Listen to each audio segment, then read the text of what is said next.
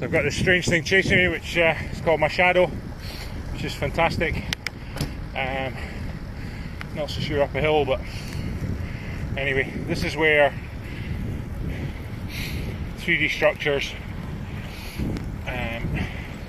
within our garments are really vital. Really play a role where basically I'm stuck here, I'm working harder, I'm sweating always.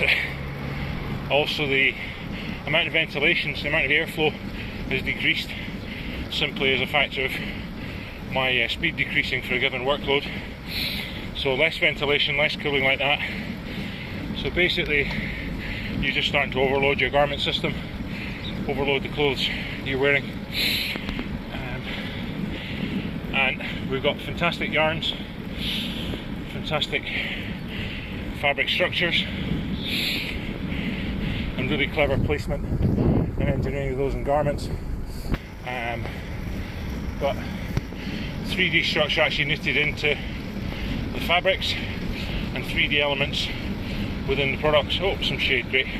Really helps so much, because as you're overloading the system, your skin's wetting out, you've got liquid sweat on your skin, formed on your skin. Also in the climb, your garments are just getting soaked, no matter how fast they wick, if you're working hard enough. So this is where 3D structure is fantastic. Just keeps everything off your skin slightly. You don't completely wet out and then start to overheat simply because you've overloaded the system, because it's spaced off your body, and also each layer is spaced off the other layer. Also really important. You're not just completely soaking. We think cleverly about the fabrics we use as well, so that they don't just stretch and sag.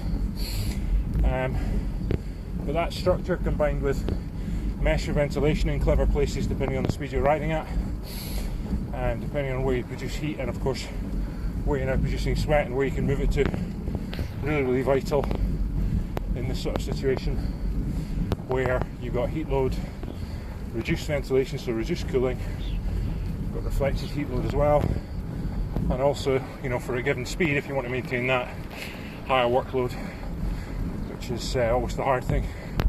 So you're producing much more heat, then you're probably producing much more sweat, and you're really overloading the system. Plus of course for a sport like cycling, what's going to follow after the climb is usually, hopefully, a descent. So then you turn everything completely upside down, and what you want is completely different. You want things to be dry. You need to be dry, otherwise you're going to freeze if everything stays moist, everything stays wet. So really demanding. Hopefully you'll see the benefit of all our work and thought in the products, and hopefully an improvement in my climbing. Okay, cheers.